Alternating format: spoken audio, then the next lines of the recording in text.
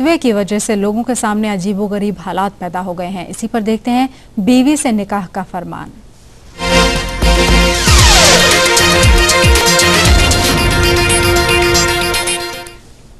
तो मुरादाबाद में एक गांव में फतवे की वजह से लोग जो हैं वो अजीबोगरीब हालात से गुजर रहे हैं। देवबंदी मत के इमाम से पढ़ाई गई जनाजे की नमाज के कारण बरेलवी मत के लोगों को फिर से निकाह करने का फतवा आ गया। पूरे गांव में ही नहीं, दूर दूर तक इस फतवे को लेकर चर्चाएं हो रही हैं। मुरादाबाद के थाना पाकबाड़ा के अहरौला माफी गांव में इन दिनों निकाहों का दौर चल रहा है, लेकिन ये निकाह किसी रस्म के तहत नहीं बल्कि पश्चाताप की वजह से हो रहे हैं।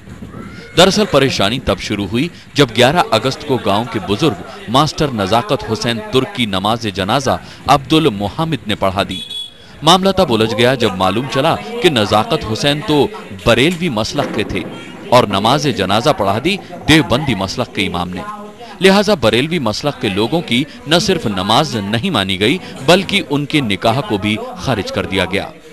जिन लोगों ने उस देवबंदी ख्यालात के शख्स के पीछे नमाज पढ़ी है तो उनके निकाह जो हैं वो टूट गए। उनको दोबारा अपनी बीवियों से निकाह पढ़ना चाहिए। जो लोग नमाज जनाजा में शामिल नहीं हुए थे उन्होंने मसले को सुलझाने के लिए मुरादाबाद के मुफ्ती से फतवा मंगवाने का फैसला किया और जब फतवा आया तो गांव में भूचाल आ गया। फतवे में देवबंदी मसलक के इमाम के पीछे नमाज पढ़ने को नाजायज तो करार दिया ही गया, नमाज पढ़ने वाले बरेलवी मसलक के लोगों को दोबारा निकाह पढ़ने की हिदायत भी दे दी गई।